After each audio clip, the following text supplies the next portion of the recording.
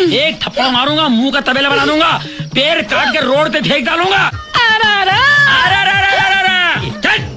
Ball अंडा लेके आ।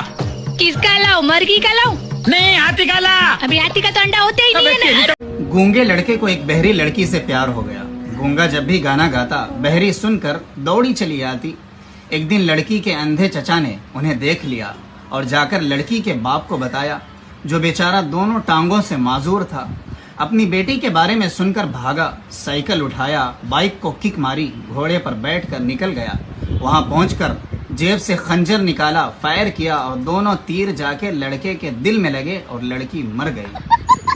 क्या मैं राइटर बन सकता हूँ? कहाँ गई थी? मार्केट। कब? 4 साढ़े 4 बजे। 4 या 4:30? हर सवाल